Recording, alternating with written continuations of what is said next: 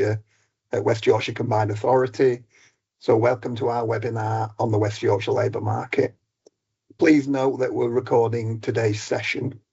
So the focus of the presentation today is about understanding our local labour market and its skills, needs and issues.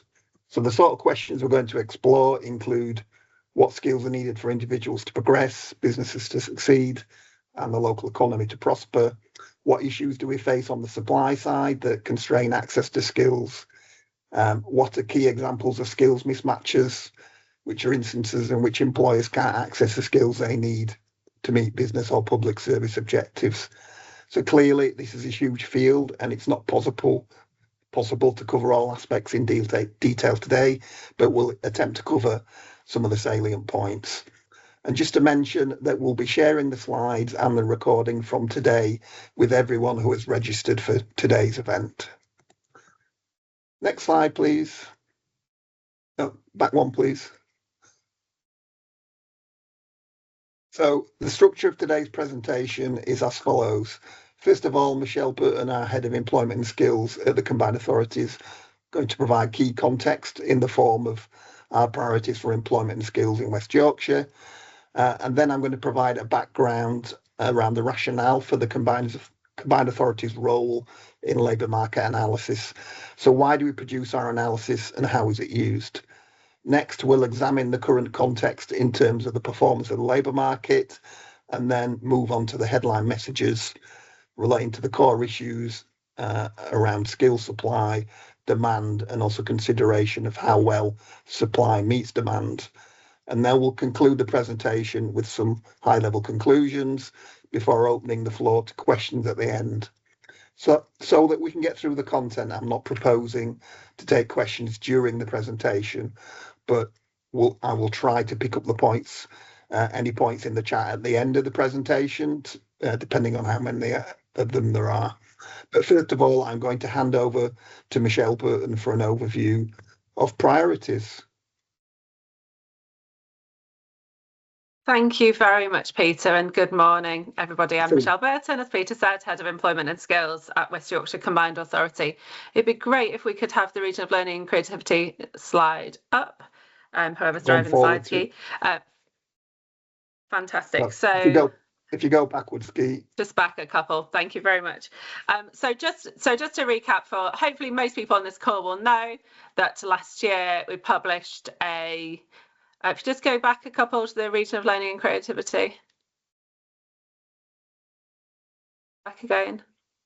So amazing. Thank you so much. So hopefully most people on this call will know that last year the West Yorkshire Combined Authority published a local growth plan which identified a vision for delivering growth across the region, and key to that was recognition that investment in the skills and employment was absolutely crucial to drive economic growth. And a chapter of that local growth plan is entitled Region of Learning and Creativity, and sets out at a high level the priority region. We are intending at the moment a Region of Learning and Creativity strategy, which will go into more detail and set the vision around this, and this will be published later this year. So wanted to give people the heads up to expect that, and I'm sure a lot of people on this call are involved in consultation around the development of that strategy. The strategy will absolutely include the areas that you can see on this slide. So ensuring that we've got a system in West Yorkshire that delivers for people. That includes through the investment of devolved funding in those areas that drive the skills base for the region, and make sure that our population has got access to the support and the training that people need in order to get closer to work, progress into work, and reach their potential. So delivery for people will include skills investment, will also include employment support, particularly focusing on that high proportion of people that are unavailable for work due to health reasons. And we will also see a focus on careers and information, and making sure that that people of all ages have got access to the information and the support that they need in order to make vital decisions about their futures. We'll also see a focus on collaboration with employers. This is to make sure that all employers have got access to the skills and talent that they need to grow their business, grow and sustain their business. But we'll also see a focus on ensuring that employers are inclusive, that we've got great employers here in West Yorkshire that offer opportunities to our residents to progress, and that are inclusive recruiters. And we want to see best practice spread in terms of good employment. And then we will also see a focus on the system. So ensuring that we've got great institutions and strong and stable educational and training organisations, which is absolutely fundamental to the delivery of all of our ambitions. In the centre, we've identified high growth sectors. So I hope that anyone on this call will be of the view that skills and employment absolutely central to growing to our sectors and clusters with a great potential for growth, realising their potential. And we also have a once in a lifetime suite of investments in West Yorkshire plans to take place, including, of course, mass transit and huge investments in housing. Having the workforce to deliver those is absolutely crucial to their successful delivery. So our priorities will be outlined in more detail in the region of learning and creativity strategy, but will absolutely include all of those areas. And fundamental to delivering all of our ambitions is really, really strong intelligence and labour market information. It's really important that individuals have got access to that and understand it in order to make crucial decisions about their futures, but it needs to drive our investment. Educators and trainers on this call, but funders as well. So that's why I'm absolutely delighted that Peter's able to run this session today, and the evidence is fundamental to policy and programmes that flow from it. So handing back to you, Peter. Thank you very, very much. Michelle. So a bit more rationale about why we produce labour market analysis and why we think it's useful. So the analysis looks at skills needs and informs thinking around policy priorities, as Michelle was mentioning. It also identifies market failures and supports the business case for interventions. But perhaps more importantly, it serves as a source of intelligence for key groups in the labour market, or we hope that it does. So particularly around contributing to an evidence base that can help to inform careers choice, plus informing the content of local learning provision. So there are a number of practical mechanisms for achieving influence in this way. So we provide input to colleges on curriculum strategy, and the data that we produce also informs careers campaigns. In addition to that, we provide evidence to the Combined Authorities Economy Committee, which has a strategic role in terms of employment and skills strategy for West Yorkshire. And then finally, the Combined Authority also works closely with local chambers of commerce, who are leading on local skills improvement plans, and we make a contribution to the evidence base in that area. Next slide, please. So now turning to the local landscape, I'm going to start with some contextual information regarding what's happening in the labour market, focusing on productivity, employment, pay and unemployment. Now, these trends shape supply and demand in the labour market and have a key bearing on the need for employment support and skills provision. Next slide, please. Thank you. So first of all, I thought it would be useful to set developments in the local labour market into national context, because national developments have a major bearing on what happens locally. And the focus here is on analysis and forecasts from the Office for Budget Responsibility in its Economic and Fiscal Outlook. And this is a document that's published alongside the budget to give a picture of medium-term prospects for the national economy and labour market. In terms of the overall picture around growth, the OBR expect to see a moderate rate of growth, averaging 1.5% during the rest of the Parliament. And that modest rate of growth is down to relatively weak productivity performance, and that in turn is due to weaker contribution from international trade, a weakened contribution from financial, manufacturing and ICT sectors. And also we have an ageing population which will draw an increased proportion of the workforce into health and social care, which is somewhat less productive than other parts of the economy. In addition, the OPR expect to see only a modest impact on productivity from artificial intelligence in the early stages of its deployment in the next few years. Turning to unemployment, expect to see a decline in the next year or so, but the employment rate is expected to remain flat due to structural factors that depress labour market population. So that is ageing population and growth in the number of people who are economically inactive due to long-term sickness. Quite a stable position in the labour market in terms of the claimant count and the employment rate, but underlying this is weak hiring activity among firms. So that's linked to national insurance rises and weak business sentiment. Fortunately, though, this is not combined with significant job losses and redundancies at the current time. Pay growth has been higher than expected in 2025, but it's forecast to moderate in the future as labour market conditions continue to loosen and inflation reduces. And it's also expected that there'll be more of a pass-through of national insurance contributions onto employee wages rather than being absorbed through margins. In terms of the UK picture on vacancies using official statistics, these continue to decline, but at a slower rate than previously. And we'll see that fits with the picture at local level based on online job postings. Next slide, please. So just a bit of introduction around productivity.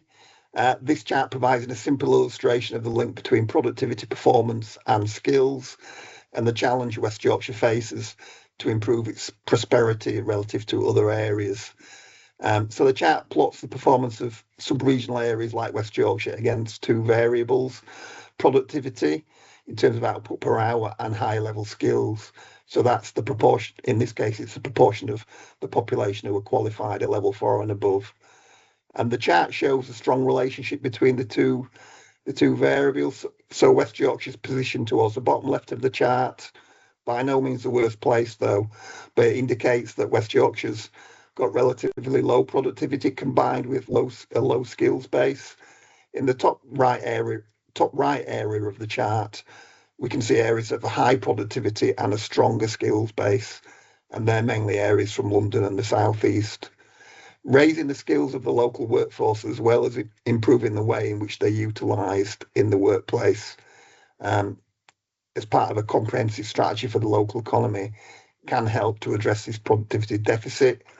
However, interventions to address skills deficits on the supply side need to be combined with action to address demand side weaknesses in order to increase the availability of well-paid jobs that are needed to attract skilled workers into the area and to encourage local people to invest in their skills. Next slide, please.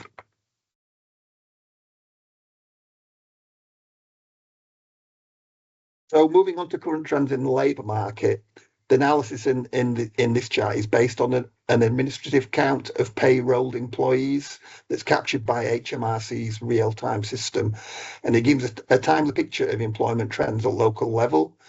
The West Yorkshire employee count as of November 2025 is 48,000 or 5% above pre-pandemic levels, and we've used the average of 2019 as a sort of benchmark for that.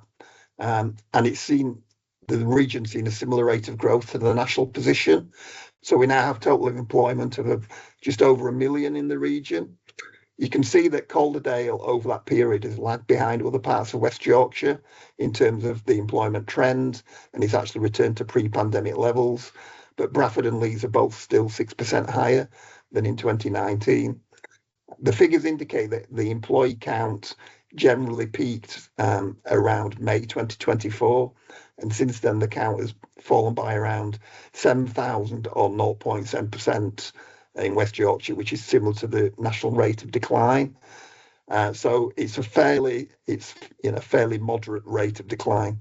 Over the same period, Calderdale declined by 1.7%, whilst Leeds declined by only 0.4%. So you can see differential performance across local authority areas in terms of employment since the pandemic.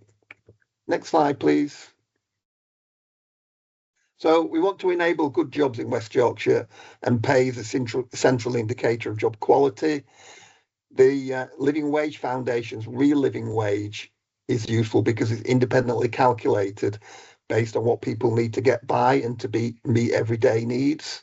It was set at £12.60 for early 2025, which is the year that this analysis relates to. In 2025, all parts of West Yorkshire saw a fall in the proportion of jobs that pay below the real living wage. And you can see the key exception is Bradford, which saw a marginal increase of 1 percentage point, but that's within margins of error. This means that the proportion of West Yorkshire jobs paying below the real living wage fell from 18% to 16% in 2025, and the overall proportion the overall number in absolute terms is 170,000 jobs paying below the real living wage, so still substantial. Part-time jobs are paid on a lower hourly rate than full-time jobs and are nearly twice as likely to fall below the real living wage threshold. In addition, women are more likely to be paid below the threshold, largely because they're much more likely to be in a part-time job. And increases in the government's national living wage and national minimum wage are one of the key drivers for the figures. But in 2025, there was also an easing of the cost of living pressures that had built up since 2022, which also contributed to the fall. Next slide, please. So the trend in unemployment provides an insight into the strength of the labour market. Also, the skills system has an important role in getting jobless people into employment. The claimant count counts the number of people on jobless benefits, including job seekers allowance and universal credit. The current number of claimant unemployed in West Yorkshire is 74,800 as of November 2025. And so the claimant rate is 4.9%, which is somewhat higher than the national average of 4%. Between autumn 2020 and autumn 2024, there was a general increase in the claimant count, but since then the count's fallen. So West Yorkshire's seen a 9% decrease in claimants in the last year, which is faster than the 3% recorded nationally. However, the count of claimants aged 18 to 24 continue to grow by around 5% to 16,500 during this period. And overall, the count remains elevated, so it's 32% higher than pre-pandemic in West Yorkshire compared with the national figure. Slide, please. So there's a statutory responsibility to get all 16 to 17-year-olds into employment, education or training. And that means that supporting NEETs is a priority for the skills system. The region's prevalence of NEETs is similar to the national average. We have 3,440 young people aged 16 and 17 who were NEET or whose status was not known based on the latest figures, which relate to December 2024 to February 2025. The new figures are just about to come out, and that equates to 5% of all young people in that group. The prevalence of NEETs, as you can see from the chart, varies across West Yorkshire local authorities, with some below the national average and some well above. So 4% of 16 to 17-year-olds in each of Bradford, Kirklees and Wakefield are NEET or not known, but the proportion increases to near 5% in Calderdale, and the proportion is highest in Leeds at 9%, but that's not out of keeping with the figure for other large metropolitan areas such as Liverpool, Newcastle, Sheffield and Manchester. And the proportion of young people who are NEET has remained largely unchanged in West Yorkshire in 2024 to 25. Next slide, please. So reducing inactivity and increasing participation in the labour force is a core objective of the government as set out in the Get Britain Working white paper. We have a rising number of people who are economically active, and the official definition of inactivity is people not in employment who have not been seeking work within the last 4 weeks and or are unable to start work within the next 2 weeks. So it's people who are out of work and not currently available or seeking work.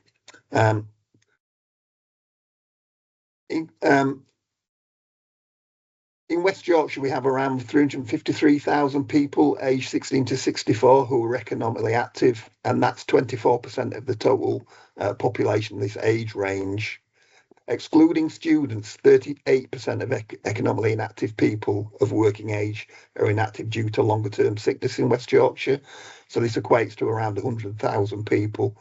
The data's noise a bit, as you can see from the chart, the trend is upwards, and this is projected to continue into the future, as we noted from the OBR data. Next slide, please. So in this section, we'll look at the level and profile of skills demand in West Yorkshire, and that means examining the skills that employers need to achieve business objectives. And demand is reflected in the patterns of employment by occupation and sector, and also the profile of vacancies. Next slide, please. So the sectoral makeup of West Yorkshire is an important determinant of the workforce skills that are required. We've got around 1.1 million employees and proprietors in West Yorkshire. Within that, you can see that the biggest sectors that stand out in absolute terms are health and wholesale and retail, and each of these accounts for employment of more than 160,000. Below this in size is a group of 4 sectors, which are in descending order: admin and support services, manufacturing, education, and professional services. And these sectors employ between 113,000 and 95,000. We've also got key sectors like finance and information and communication. They make smaller contributions to employment, although they're still substantial, with 40,000 and 35,000 people in employment, respectively. Next slide, please. How does West Yorkshire compare with the sectoral employment profile at the national level? This gives us an insight into West Yorkshire's industry specialisms. So the chart compares sectoral employment shares and shows what that means in absolute terms. And manufacturing is particularly strongly represented in West Yorkshire. It employs 26,000 more people than one would expect if it matched the national employment profile. And within manufacturing, it's not on the chart, but within manufacturing, we've got strong representations of food, manufacturing, textiles, chemicals, fabricated metal products, machinery and furniture. So quite a broad-based range of manufacturing activities. Administrative and support services and health and social work also strongly represented. But a number of sectors are underrepresented compared with the national benchmark.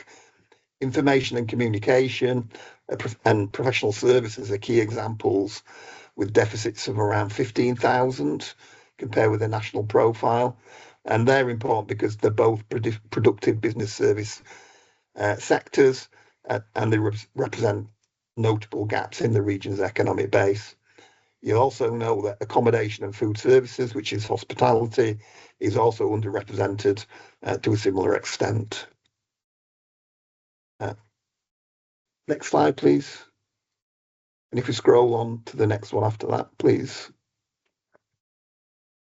So what is the recent pattern of growth at sectoral level in West Yorkshire? We're focusing on the latest data here, and the chart shows sector size in the vertical axis and the rate of recent growth in the horizontal axis.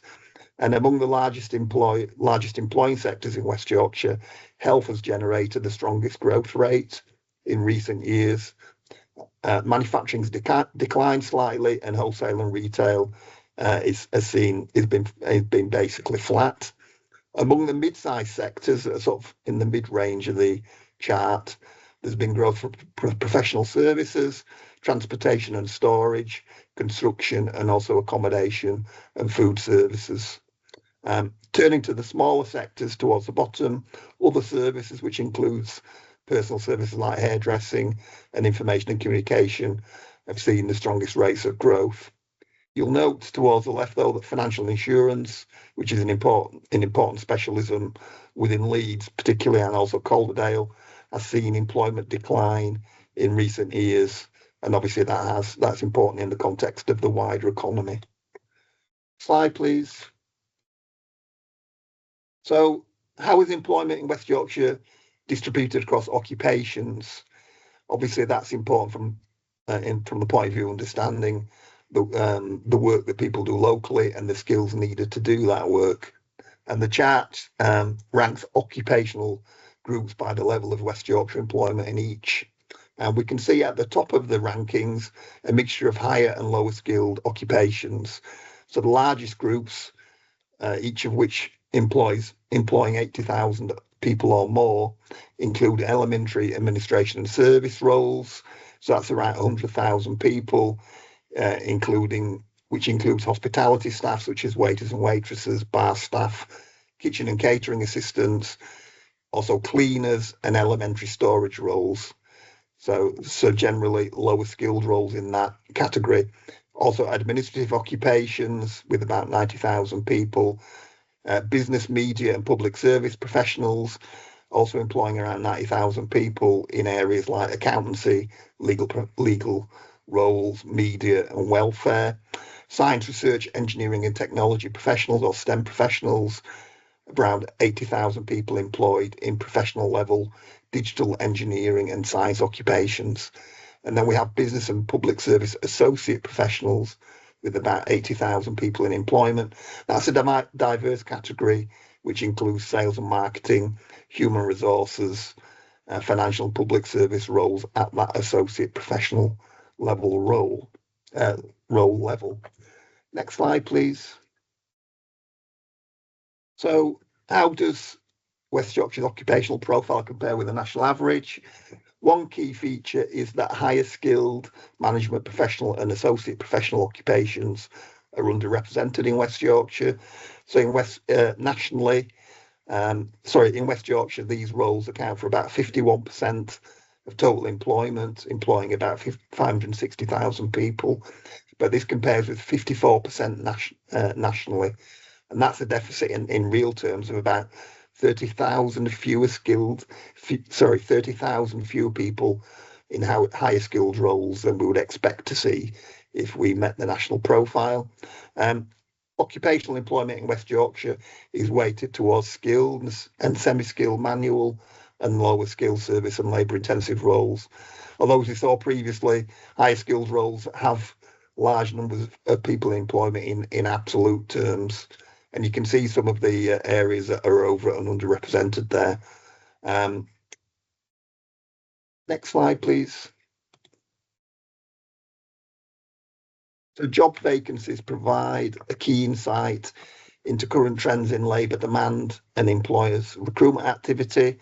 At local level, this means examining the jobs that are being advertised via online job postings. And the chart shows a regional and national trend in relation to 2019, i.e. pre-pandemic. So the latest data shows a stabilisation in the monthly count of postings over the course of 2025. Prior to that, postings were in a pronounced decline from 2023 onwards, and that's reflecting a correction in the labour market following the post-pandemic recruitment boom. There are also some indications that you can see that the 2024 budget had a negative impact on recruitment activity towards the end of 2024. In West Yorkshire, though, the level of postings as of December 2025 was around 55% lower than at its peak in July 2023. Nevertheless, though, postings remained 15% higher than before the pandemic in December 2019. And you can also see from the chart that West Yorkshire performed more strongly than the national picture during the pandemic and its aftermath, but the two have converged since 2023. Slide, please. So what's the picture regarding trends in job postings at local authority level? In this chart, we're comparing 2025 with the pre-pandemic picture, i.e. 2019. I'm also comparing 2025 with 2024. Looking at the change between 2019 and 2025, we can see that all 5 local authorities have significantly higher levels of job postings at the current time than they did pre-pandemic. But there is variation between local authorities. Leeds is only 15% higher, whereas Bradford and Kirklees are each more than 40% higher, and Calderdale 50% higher. This isn't because, so Leeds' performance isn't because its occupational mix is less favourable in growth terms. Rather, individual occupational categories perform less well than their equivalents in other local authorities. We can also see from the chart a slowdown in recruitment activity in the last year, quite marginal at national level, but with bigger reductions for Leeds and Kirklees, which feed through into the West Yorkshire average. What I would say, though, with regard to Leeds, is that in spite of slow growth since the pandemic, it still has the most vibrant labour market in the region, with that by far the highest ratio of job postings to employment. Next slide, please. So what does the broad occupational profile of job postings look like for the last year? And that gives us further insight into the current profile of demand in the labour market. Among the occupational categories with the largest number of postings, higher skilled occupations dominate, and the largest category overall is business, media and public services. So within this category, there were lots of openings for solicitors, accountants, social workers and quantity surveyors. Also a substantial demand for business and public service associate professionals, which is ranked second. So lots of postings for HR officers, project support officers, advertising and marketing specialists, and buyers and procurement officers. And then we can see elementary administration and service, which is a lower skill category with strong demand. And in-demand roles in that category included cleaners, warehouse operatives, and kitchen and catering assistants, for example. Science, research, engineering and technology professionals is a key category that's crucial to the economy. But as you can see, its share of postings is relatively small compared with the national average. Within this category, the leading occupations were programmers, software developers, and professional engineers of various types, as well as IT business analysts. Next slide, please. So how is the occupational picture changing over time? Which areas are growing in demand in the last few years and which declining? So the majority of occupations are still in credit, as it were, when comparing 2025 and pre-pandemic. So high levels of postings and pre-pandemic. In percentage terms, elementary administration services have seen the biggest growth over the period. That's driven by, as I mentioned before, cleaners, warehouse operatives, catering assistants. And to be fair, some of the increase may be due to an increased propensity to advertise these lower skilled roles online rather than through other mechanisms.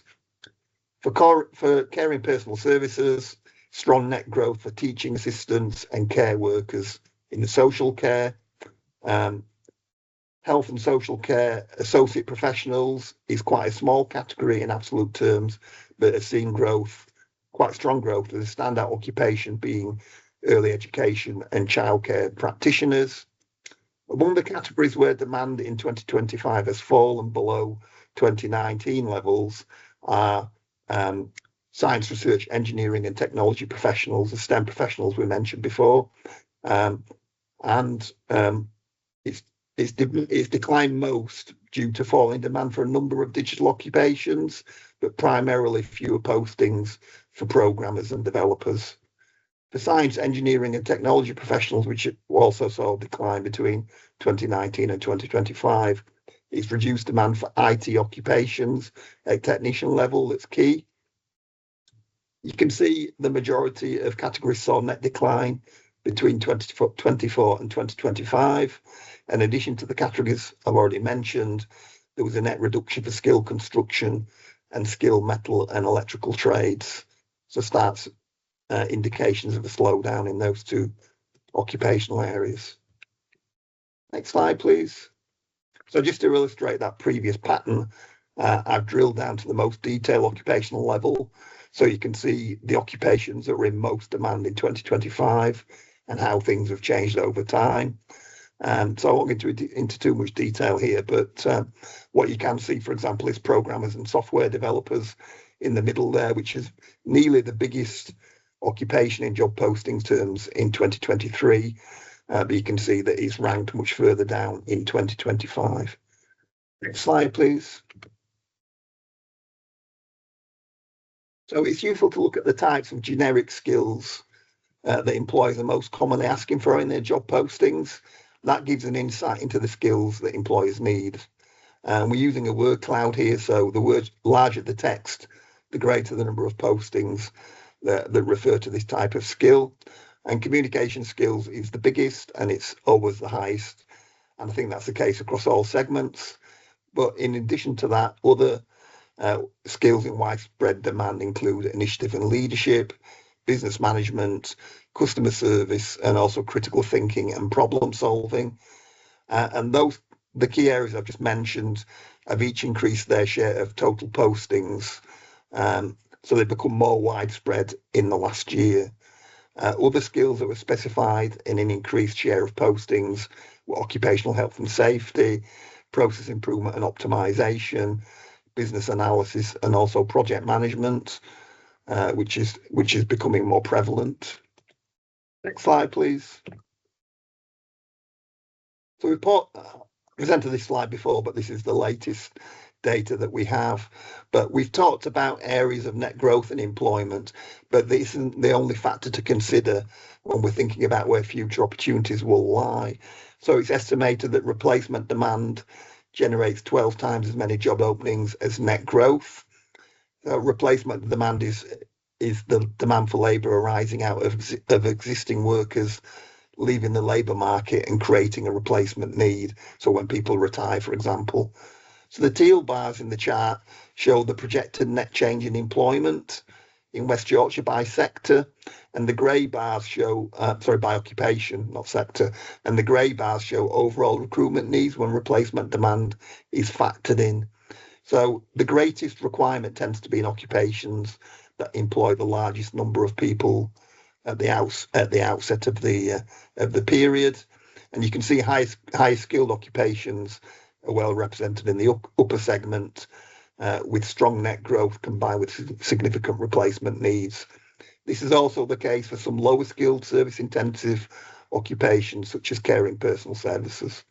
Administrative occupations are expected to see small amount of net growth, but there's a big recruitment requirement due to replacement demands because it's a big area of employment. All occupational groups are expected to see a positive recruitment requirement. So the key message here is that occupations shouldn't necessarily be dismissed as a career option because they're not going to see net growth. There should still be a recruitment requirement for those occupations nonetheless. Slide, please.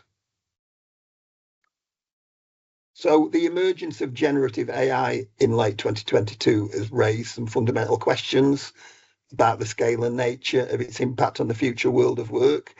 Our understanding of the implications of generative AI for jobs is founded on an analysis of detailed tasks that comprise individual occupations and the extent to which these can be automated through AI. In the past, the impact of new technologies has primarily affected routine tasks carried out at intermediate and lower skilled roles. And it was always thought that in analytical and problem-solving tasks, together with human interaction, were felt to be relatively immune. But generative AI is different in that it has the potential to take on tasks that are part of higher skilled roles, whilst manual roles, particularly those involving complex operations, have a low susceptibility to generative AI. So routine cognitive tasks, including those associated with administrative roles, have the biggest exposure, but also data-intensive industries and occupations have a significant exposure as well. For some occupational areas, the forecast impact of AI has been dialed back over the last couple of years based on the experience of using AI tools. So while administrative tasks like taking meeting notes or scheduling appointments can significantly benefit from AI support, the previous belief that they could be fully automated was overly optimistic. So human effort still required for those sorts of tasks. On the other hand, highly digitized occupations have seen an increase in their automation scores in the last couple of years, and that reflects a realization of the importance of having lots of data available to train models. That has become clearer. So this kind of effect applies to, for example, web developers and software related occupations. So it reflects the expansion of AI capabilities within development environments.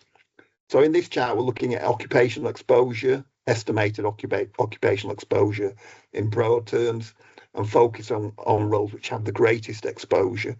And the chart shows that employment occupations most exposed to generative AI is concentrated in the admin and secretarial category, so around 80,000 jobs in total in West Yorkshire. But employment in professional occupations is also exposed, amounting to around 30,000. And there's a small amount of employment in associate professional and also sales and customer service, which is classified as being amongst the most exposed. But some occupations, the remaining occupations, don't feature.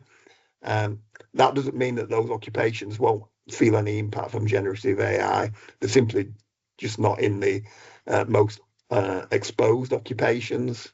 So, for example, the largest time savings from generative AI are expected to be for sales occupations, which is an area of big employment.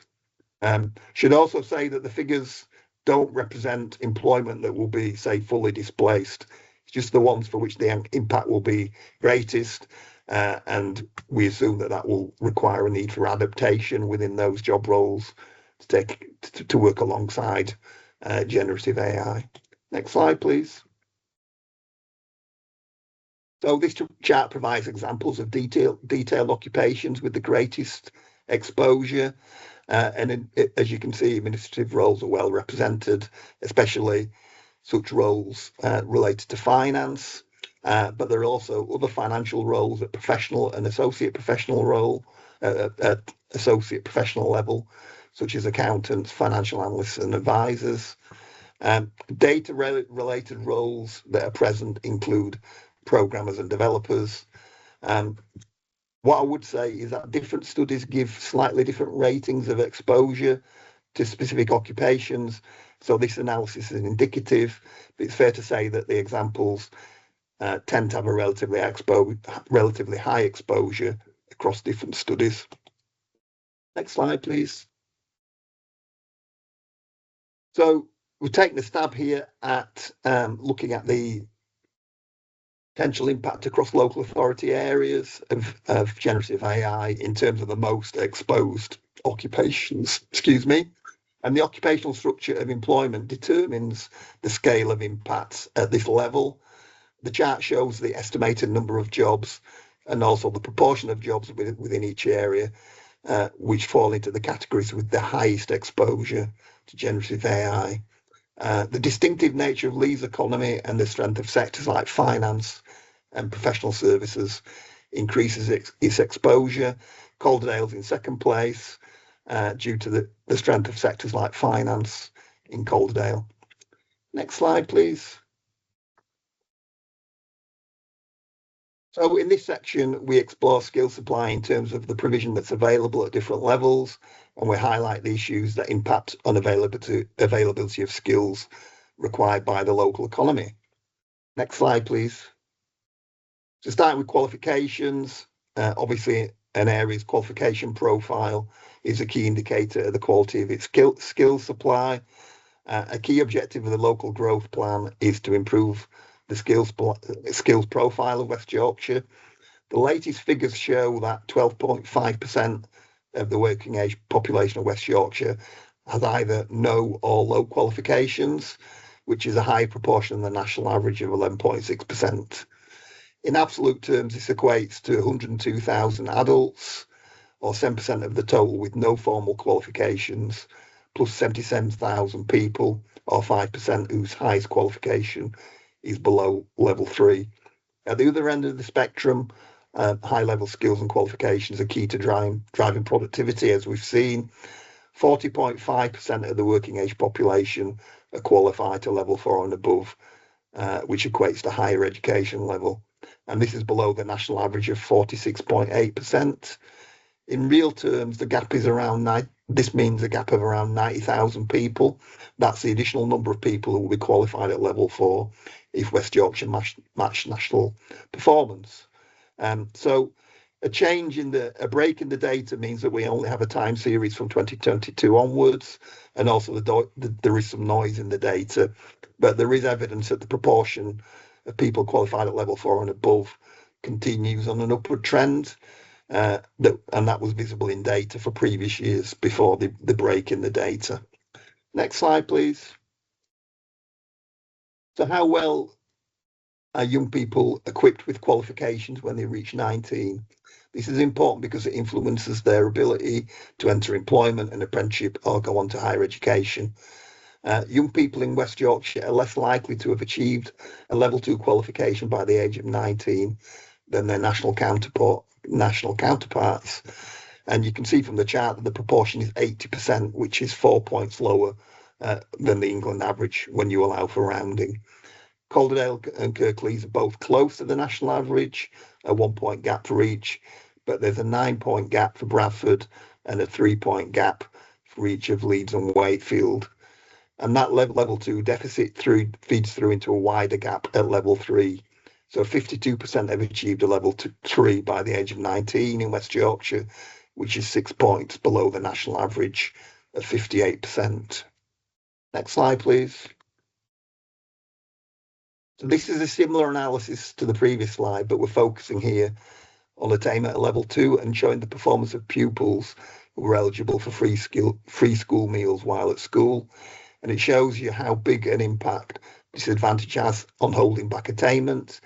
In West Yorkshire, the gap between these two groups, between the free school meal and non-free school meal groups, is 22 percentage points, compared with 21 points nationally.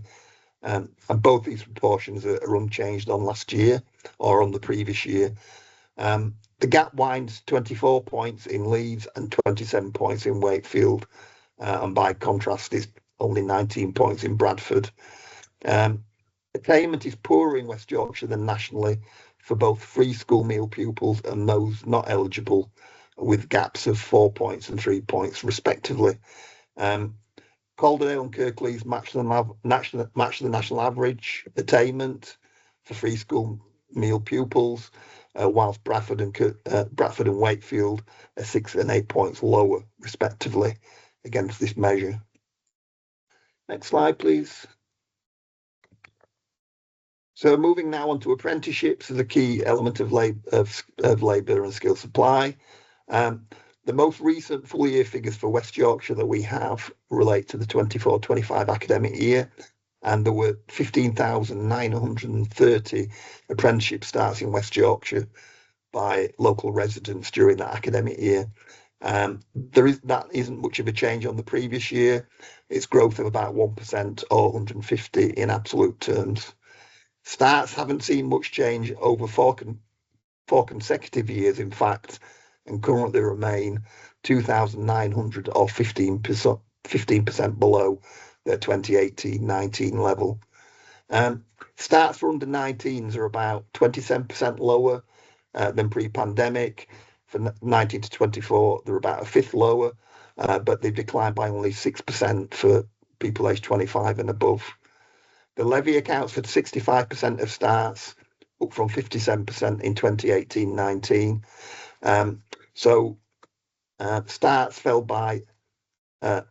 Starts for levy funder starts fell by 4% over the period, whilst non-levy declined by 31%.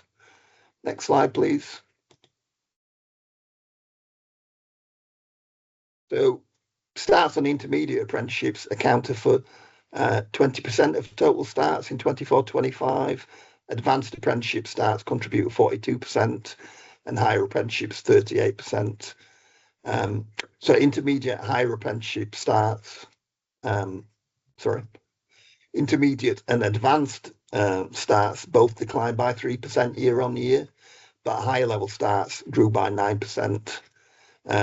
Whilst the number of higher apprenticeships starts was 70% greater in 2024-25 than in 2018-19.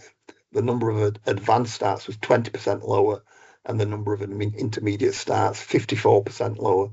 So we can see real differences by level in apprenticeship take-up since the pandemic. Next slide, please. So here we're drilling down into tier 2 subject areas for apprenticeships and comparing the latest year, which is 24-25, with the pre-pandemic position of 2018-19. Only a few detailed subject areas have seen significant growth, net growth during that period, including nursing, digital practitioners, medicine and dentistry, and teaching and lecturing. In the main, those subjects are seeing growth at higher level and typically for learners aged 25 and above. But other subject areas, including administration, health and social care, manufacturing technologies, and hospitality and catering, have seen quite substantial net falls in absolute terms compared with pre-pandemic. So to illustrate that, manufacturing technologies down by 60% over the period, administration down by 54%, with health and social care down by a third.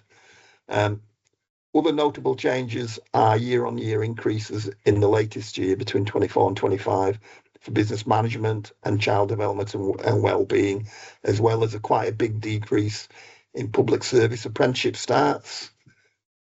Next slide, please. So this chart just gives you a bit more, a bit more illustration of individual apprenticeships by their number of starts in 24-25. So essentially apprenticeships with the highest take up during the academic year. And you can see that early years educator tops the rankings, followed by a series of business management apprenticeships at various levels. Business administrator, which is an advanced apprenticeship, is also in the top 5, followed by accountancy, taxation, professional. And the more traditional trade apprenticeships are represented by installation and maintenance electrician and carpentry and joinery, as well as hairdressing professional. It's notable there's only one intermediate apprenticeship in the top 10, and that is adult care worker. Next slide, please. In this analysis, we're looking at entry rates into apprenticeships following 16 to 18 study. And the analysis is split by disadvantaged status when at school. Overall, young people in West Yorkshire are more likely to enter an apprenticeship than their national counterparts at this stage. But we can see there are big variations at local authority level. The entry rate's only 5% in Bradford, whereas it's more than 9% in Calderdale and Leeds. And the key point is that disadvantaged young people are less likely to enter an apprenticeship than those who are not disadvantaged. So we can see a gap of 3 percentage points at regional level between disadvantaged and non-disadvantaged, and this is wider than the national average. Next slide, please. So access to higher education is a key mechanism for promoting social mobility and also developing the skills that are key to productivity growth in the region.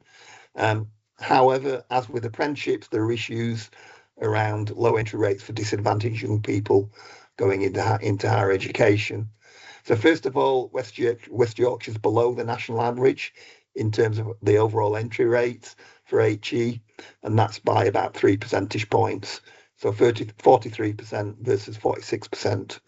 And this obviously has an impact on the area's skill supply. But there are also significant variations at local authority level. Calderdale matches the national average, but Wakefield has a 9-point deficit. With regard to entry rates for free school meal pupils, Bradford has a higher rate than the national average by 1 point, and Calderdale and Kirklees both match the national rate. The West Yorkshire average is lowered by Leeds and Wakefield. So in the latter case, only 20% of free school meal pupils enter HE in the latest year for which we have data. The progression rate between free school meal and non-free school meal groups varies by local authority. So you can see, the progression rate gap between the two groups varies by local authority. So it's 18 points in Bradford, but 20 points or more for the remaining local authorities. Next slide, please. And this chart shows that even though the entry rate into higher education has been on an upward trend for both groups in recent years, this has not led to a sustained narrowing of the progression rate gap between free school meal and other pupils in West Yorkshire. You can see the latest gap is 19 points. Next slide, please. So moving on to higher education, the latest headline figures from 2023 to 24 indicate that there were 113,000 students in total, including overseas students who were enrolled at higher education providers in West Yorkshire. And there were 42,000 qualifiers, i.e. graduates from those institutions during the academic year. So the number of enrolments has grown by about 20,000 or 22% between 2018-19 and 2023-24, although the number of enrolments by students with a UK domicile grew less quickly by around 10% over that period. Next slide, please. When we look at the profile of West Yorkshire higher education provision, we can see that it's broad-based with a similar profile to the national picture. Business and management's the biggest category in terms of enrolments, and within that, as well as management and business studies, there are subjects that are well represented like accounting and marketing, which have large take-up. There are also key subjects which account for a smaller share of provision relative to the national average in West Yorkshire. So that includes architecture, building and planning, computing, physical sciences, mathematical sciences as well. But the differences between West Yorkshire and the national profile are quite small. West Yorkshire is above average in a number of subject areas, subjects allied to medicine, which is a category which includes nursing, biological and sports sciences, and also design and creative and performing arts, with substantial numbers of enrolments in music, graphic design and fashion design. More broadly, science and technology subjects account for a similar proportion at West Yorkshire level to nationally. Next slide, please. So improvements to the skills base of West Yorkshire depend to a large degree on ongoing investments by employers in the development of their workforce. So the scale of employers' investment in workforce development also shows its key roles within the skills landscape. Based on data from the Employee Skills Survey, we estimate that employers in West Yorkshire invest around 1.76 billion per annum on training their staff when wage costs are included. So this equates to investment per employee of around 1,600 and investment per trainee of 2,400.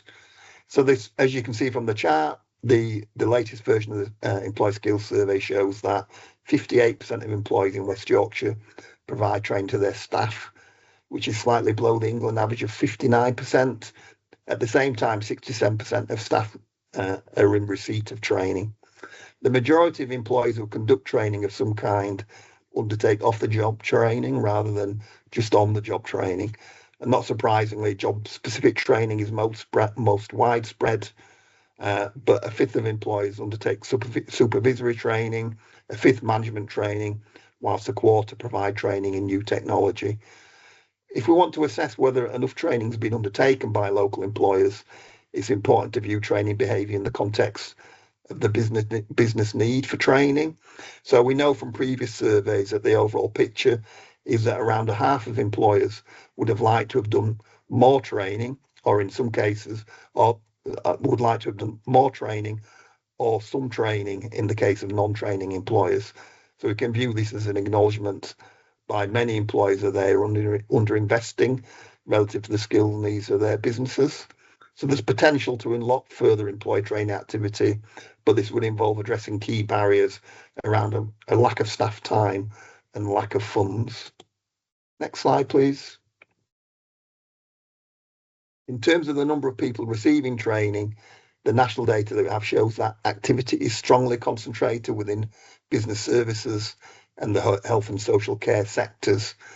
The proportion of employees receiving training is high in health and social care and education sectors, along with financial services, whereas in some major sectors, including manufacturing and wholesale and retail, the proportions are much lower. Next slide, please. So the key concern around employee workforce development is that the proportion of employers providing trainings been on a downward trend since 2017, both nationally and regionally, although there was a marginal recovery amounting to 1 percentage point between 2022 and 2024. Investment in training is also estimated to be around 20% lower than it was in 2011. Next slide, please. So in the final section of the presentation, I'm going to look at the effectiveness of supply meeting demand and the responsiveness of the skill system in meeting needs.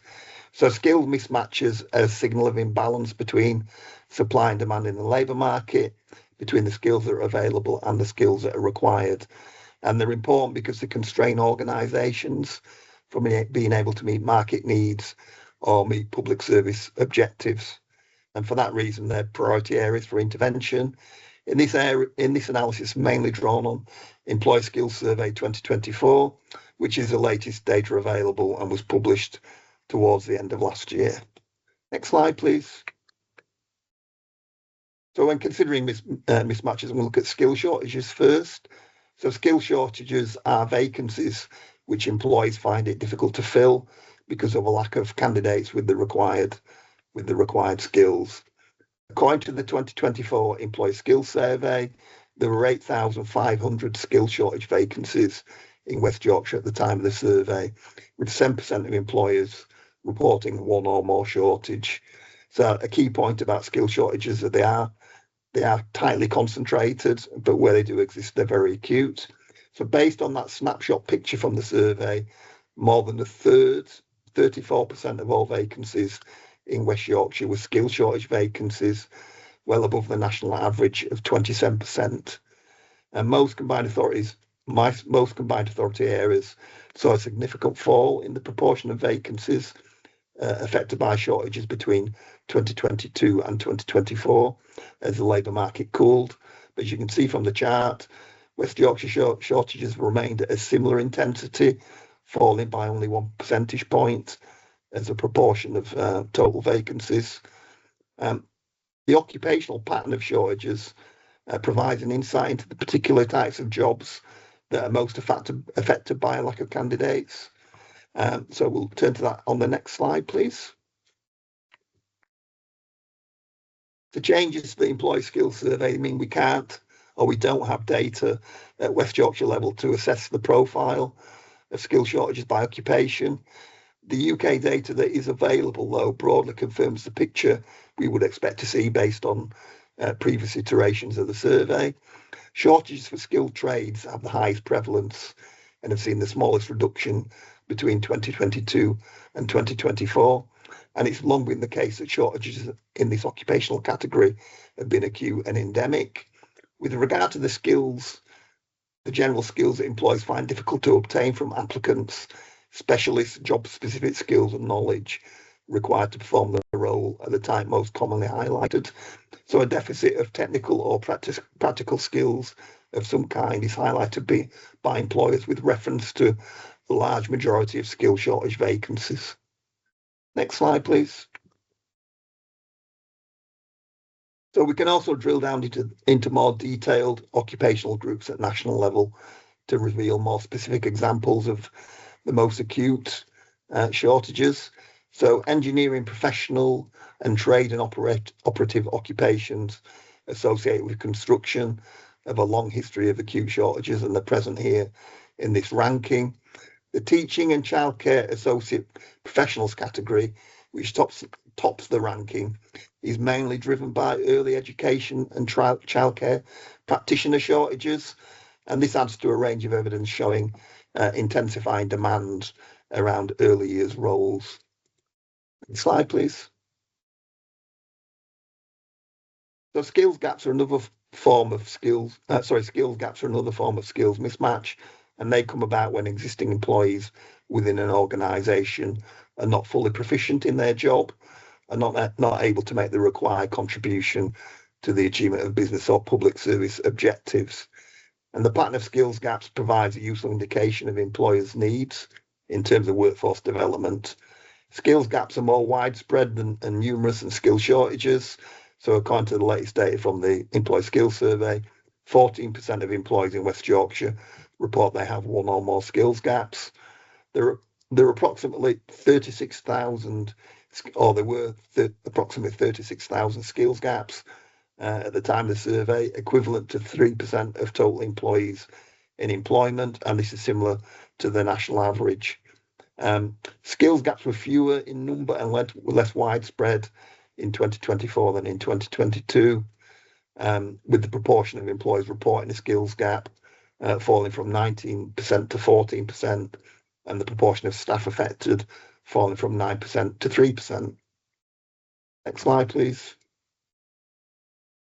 So what kind of skills are in deficit for skills gaps? So where are the areas that employees need to improve their skills? The 2024 survey doesn't allow us to examine this at West Yorkshire level.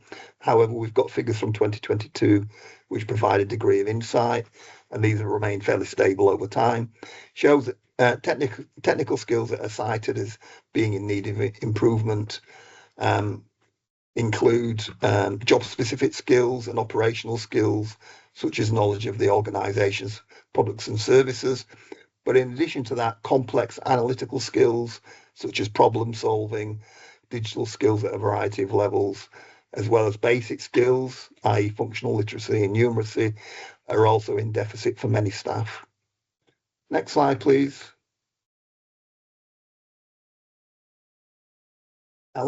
However, a lack of the required soft skills is more common across the workforce than technical skills, including self-management skills such as time management and task prioritization and managing own feelings, plus team working, persuading and influencing others, and training people. Management, in terms of leading, managing staff within the organisation, is also a key element of skills gaps, together with sales and customer handling skills. Next slide, please. So we're moving into the final straight of the conclusions now. The first point I make is that the current picture is one of relative stability in the labour market in terms of job postings, which is still falling at a slower rate. But there's also relative stability in employment and unemployment at the moment. In terms of labour demand, we can see shifts in the pattern of demand compared with pre-pandemic, and this has tended to favour lower skilled roles more than higher skilled roles since 2019.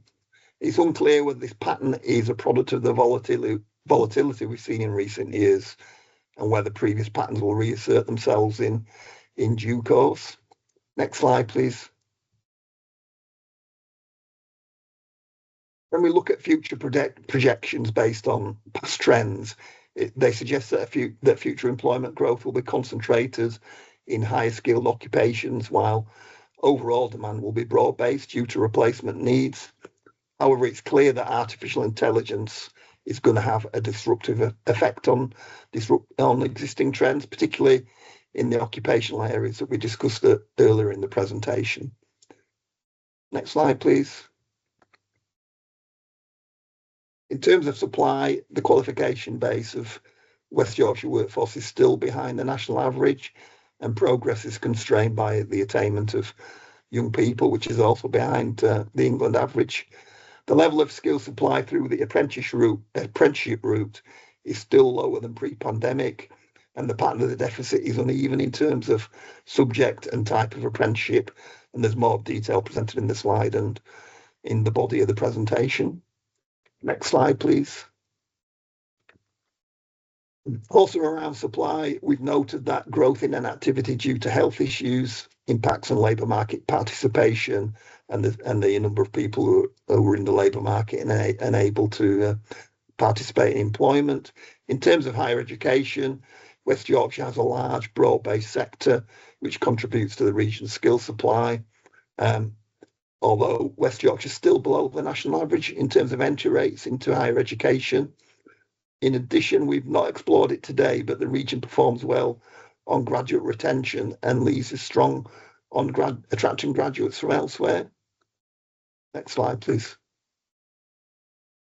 And then finally, around mismatches, we've seen a fall in the number of vacancies in West Yorkshire, but it appears from the Employed Skills Survey data that we have a high proportion of them are still skill shortage vacancies. So among the vacancies that are still there, quite a high proportion of them are difficult to fill due to a lack of skilled candidates. And the evidence suggests that technical roles are worst affected by skill shortages, has been the case for many years. So that concludes the presentation.